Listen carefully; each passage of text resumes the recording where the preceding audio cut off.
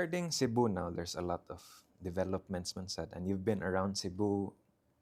You're a renowned figure in Cebu. So, what's your take on all these developments? New Star, CC Lex, an improving economy, but of course, traffic is getting worse. So, I think infrastructure, there needs to be someone who needs to address that.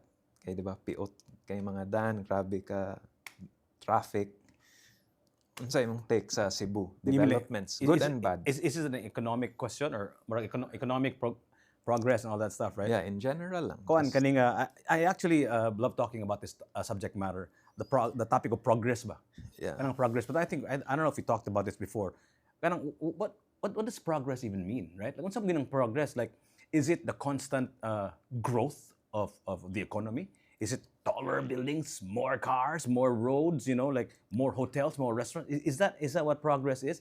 Because I propose progress is about the well-being of the people of the place, right? Mm-hmm. Kind of well-being would by does not require tall buildings and wide roads and this and that, right? It requires a space for an individual to thrive, to be able to breathe fresh air, to be able to drink clean water, to be able to have the opportunities that is available for them to make a livelihood. So, ang akong pangutana ba is kaning it's really a mindset man gud sa bay, like di ba, like there's a mindset called grow or die, di ba? Mo man na, di ba? Muratag the wheel is turning unstoppably and we can't control it anymore. Nga forward na kita sige na grow and otherwise we will die. So I think I don't know this is not I'm just stating a feeling, but in terms of a solution, I think it has to come from within. It has to come maybe from leaders who will tell their people, inspire their people to, let's say, think about their well-being, their mental health, for example.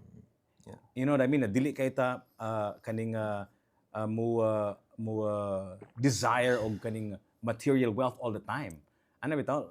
For example, I'll give you an example. Kanang in places like Denmark and kanang Switzerland and New Zealand, kanang mga datu bay, mura sila, they're frowned upon bitaw. Ano man ka? What's wrong with you? Ano bitaw? Ano man ka? You have too much ba? Ano bitaw? So I think hopefully time will come nga atong mga tao mura sa we're equitably wealth is equitably distributed na paghuman kaning mga tao murag wala na kanang sobra ka dato bitaw. Everybody is just mura og economically sufficient but wala ka extremely poor, so extremely rich. It's your ideology, like more on mas patas, mas ganahan ko nga ang atong equal distribution of wealth. Yeah, you making me sound like a communist now, but what I'm saying is there has to be a conversation about what progress is. More that's really my thing. We have to have a conversation about unsa mo ginang progress, unsa may ganahan nato may tabo in terms of us as a people, because we're probably growing in a way nga we cannot control anymore. Katong pag pandemic nakakita man ta what pausing means, di ba? Yeah. Nakakita ta nga ni grow man sa ta in that aspect kasi it led to avenues like digitalization, ang mga online diha man mas ni prosper tungod ana sa because of their pandemic. There was more emphasis on Zoom, Shopee, Lazada, so ni boom sad na siya. So yeah, karon napadayon gyapon ang kanang Zoom, kanang Zoom na. So you have it both ways na. You thrive ang online. We still even have a lot of Zoom meetings even if pwede na face to face. Okay, it's more efficient sad. So there are positive developments like so forward backwards you like push and pull of forces but forward backwards. Naman joy push and pull that happens. Pero nasa joy pros and cons like correct. Technology rise, of course, easy access pero diba mubo na sa kay attention span ang generation or daghag fake news tungod it's so easy to put anything out there. So lack of discernment is also dangerous. So you're absolutely correct, man. So that's how I feel about Cebu. But I love Cebu and all of its flaws and all. But in terms of progress, I think as long as na development, there's more opportunity, there's more money flowing around. I think it's good in general. For us to internals, mao na internally sa mga tao ba? Kay of course, performative kayo karon, deadlines, career advancements. We do not think about the environment, for example, Yeah. the environmental repercussions of progress, right? Yeah, nay downsides sad ba? Or even mental health, tungod pressure kay sa trabaho. Basin suicidal ang uban, di maka-cope. Because some people lack kaning adversity quotient man na, di ba? IQ, EQ, AQ.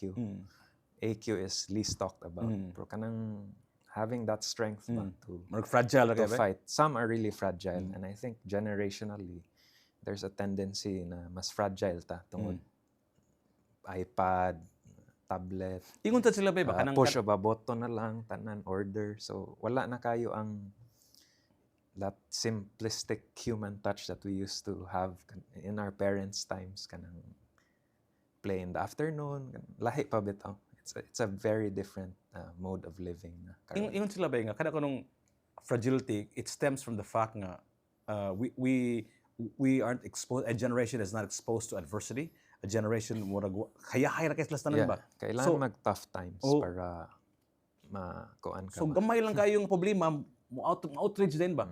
Kay haya-haya man kayo.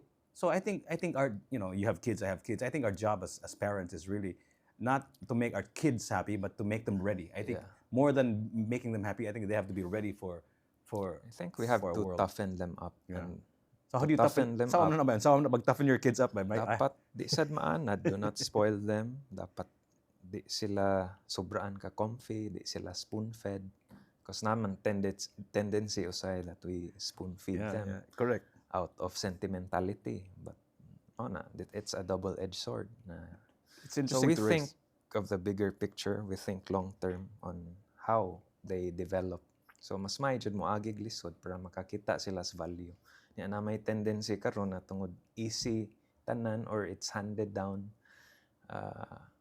They're sensitive and dali kayo mo mapindot. That's what I hear also from the younger kanang job seekers na dali kayo mangluod kay kasab-an nimo dili na kay hurt sila or they go somewhere else. Whereas before, murag you suck it up, you man up.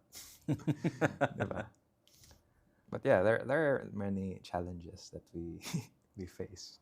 Yeah, but especially you, okay, you're always looking for people to take care of your business and all that stuff. So I'm sure you're more exposed to different personalities, especially the new generation now. It's hard to. There are so many characters out there, so it's very hard to find people with integrity and competence because they go hand in hand. And also man great pwede people. competent ra niya. They kuan di. Mangluod ayon. Or di pwede competent ra pero bakakon dito. So how can you entrust or delegate to them? So na mga ingana challenges everywhere.